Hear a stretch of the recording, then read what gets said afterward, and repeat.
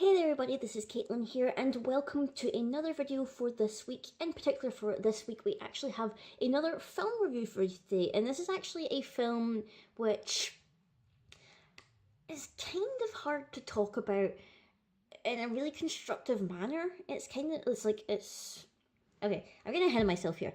I'm going to say, first of all, the film that I'm talking about is The Boss Baby. Now, I believe it is a DreamWorks film. It is a DreamWorks film, and I'm going to be discussing it or whatever. I will mention a couple of spoilers. So if you're that bothered about there being no spoilers for your Boss Baby entertainment, I advise you don't watch this review because I'm going to talk about some spoilers in the context of explaining why I feel that the film was kind of meh. Like, I don't know. Like, it's kind of hard to explain right now before diving right into it, but if you don't want any spoilers for this film, I highly advise you wait until after you've seen the film before you see this review or whatever, because I'm going to talk about a couple of things that happen in the film that are maybe plot relevant or whatever, so depending on how you feel about that or whatever, or if you don't really care about spoilers, then feel free to carry on with me. So, the film The Boss Baby, it is the latest DreamWorks animation one, and I feel like DreamWorks is like, they've been kind of humming and hawing a little bit. That's an expression in Scotland that we have. They come a hum and a haw, which is an expression by saying that it's like, they're kind of up and they're down a little with their films. I feel like when you're trying to like think back to what they've done recently, I actually find it quite hard to actually remember what DreamWorks in particular have done really recently, because they've not really done a film lately that I feel has stuck with me so strongly. Like, I'm trying to remember. The last films I remember coming from DreamWorks in particular were, it was Home, which is the one about the alien or whatever, and, what was the other one? I can't remember the other one now. Kung Fu Panda 3, probably. Like, those are only the last two that I remember. There may have been another film or whatever, but honestly, off the top of my head, I do not remember it. But The Boss Baby is their latest venture, and in all honesty, I was just like, I didn't outright hate it, but I just felt like it was very meh. It was passable for entertaining young children, but in terms of like keeping the attention span of, say, the adults in the room, or those who just want to appreciate maybe some animation that can still entertain an older audience, whatever, it's not drawing in that crowd. It is very kind of like mind-numbing fluff in a sense, so like you're not going to be hit with any like moral dilemmas or whatever, or something that can really relate to you. You're not going to get a huge life lesson at the end, in my opinion, or whatever, for a couple of reasons in particular. Mainly because I find it very hard to tell whether the main chunk of the story, like the main plot that happens in the film, whether it actually happened or not. Because there's times in the film where, like, okay, it's kind of hard to explain. So, the main kid, Tim, I believe his name is, I've already forgotten already. The main little kid, Tim. So he's all happy or whatever because he's an only child, he's got both his parents' love and blah blah blah. He's so happy, and his parents ask him, oh, would you like a little brother or sister? And he's like, ah, no, I don't want to. But you see a shot of the mum and she's quite clearly pregnant, so it's a bit late for asking whether he wants a brother or sister, because obviously the brother or sister is coming whether he wants it or not. The mother is clearly pregnant. Now, he has this thing where it's like, oh, I wonder where babies come from. And it's kind of hard to say, because when Tim, in particular the child, he has a very vivid imagination, and it's made very clear in the film, like at certain points, that he's having a clear, vivid imagination because he is able to see things differently in his mind. So, like, you see a glimpse in the start of the film, whatever, where he's playing explorers with his mum and dad, and you know, you see them in their outfits and everything like that, and the environments will change, and it's very stylistically different from the normal animation or whatever of the film. So you can tell at that point he's in his imagination. It's not really happening and everything like that. Pardon me. My apologies. But then he's like, oh, I wonder where babies come from. And he's dreaming about it.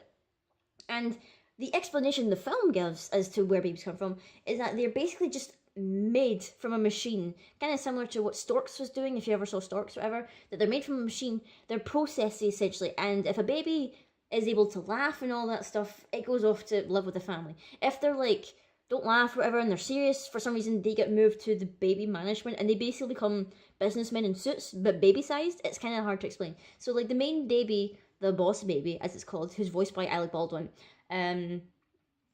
he's one of these, like, business babies or whatever. So, Fast forward, the mum is away. She's giving birth.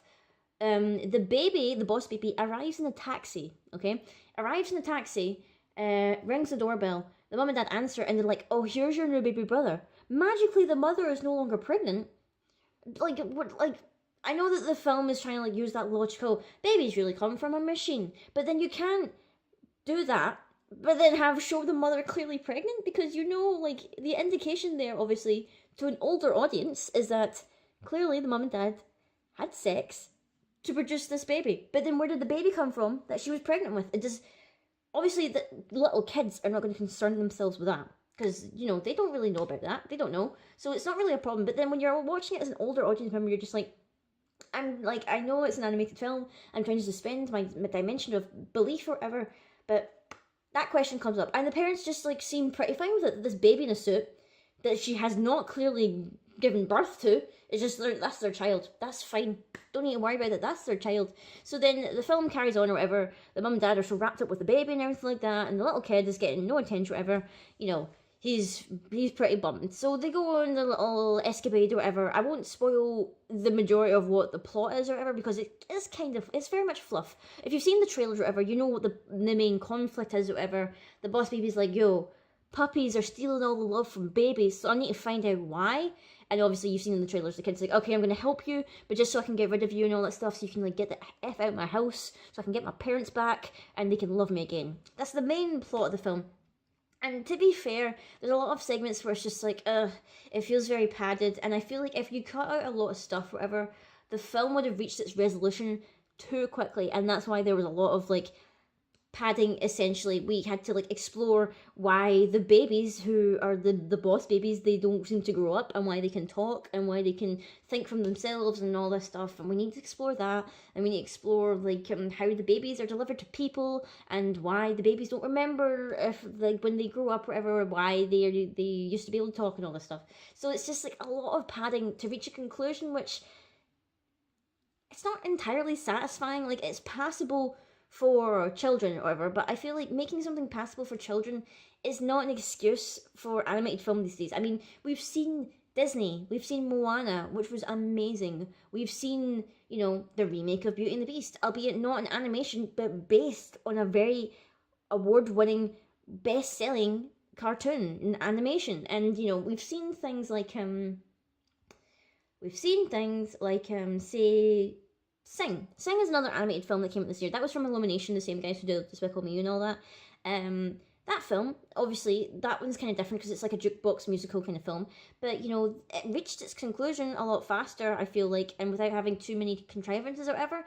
Maybe I'm just, like, kind of iffy or whatever, because it's just like, boss baby. But I feel like DreamWorks have done a hell of a lot better in the past. People remember How to Train Your Dragon 1 and 2. They are classics for DreamWorks. They are top-notch.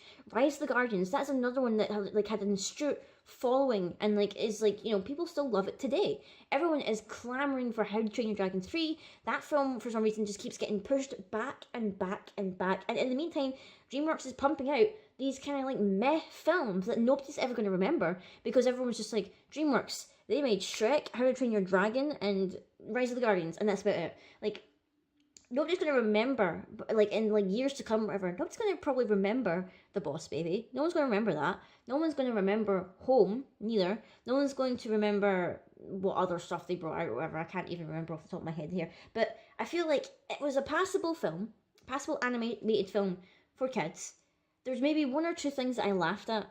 I didn't really laugh a whole lot. I wouldn't say that I was sat here bored the whole time. I was just I was occupied. I was engaged somewhat. I wasn't falling asleep, but at the same time I was just I'm not getting overtly excited over this film either. It's just oh my god, why?